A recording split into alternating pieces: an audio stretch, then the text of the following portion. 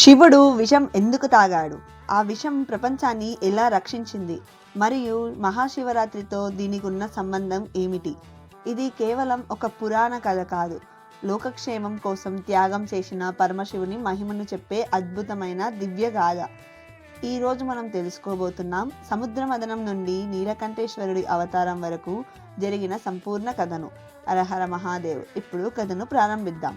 ఒకప్పుడు దేవతలు చాలా బలహీనంగా మారిపోయారు.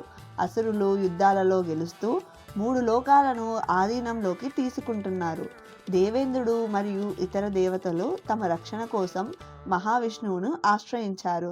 అప్పుడు విష్ణుమూర్తి ఒక గొప్ప ఉపాయం చెప్పారు. క్షీరసాగరాన్ని మదిస్తే అమృతం లభిస్తుంది. ఆ అమృతాన్ని తాగితే మీరు తిరిగి శక్తివంతులవుతారు అని. కానీ ఒక సమస్య ఉంది.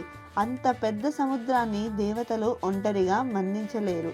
అందుకే విష్ణువు చెప్పాడు, కలిసి మదనం చెయ్యండి, అమృతం వచ్చిన తర్వాత నేను చూసుకుంటాను అని చెప్పాడు.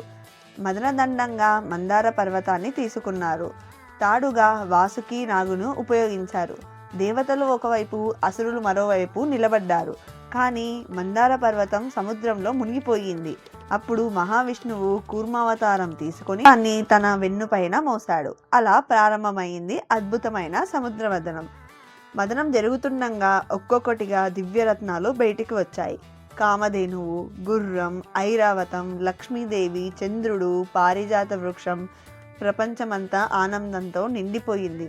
కానీ ఇంకా బయటకు రావాల్సింది ఉంది. అది ఆనందం కాదు, భయంకరమైన వినాశనం. భయంకరమైన అలహల విషం బయటకు వచ్చింది. ఆ విషం జ్వాలలు 3 లోకాలను కాల్చివేయడానికి సిద్ధమయ్యాయి. దేవతలు, అసురులు, ఋషులు అందరూ భయంతో వణికిపోయారు.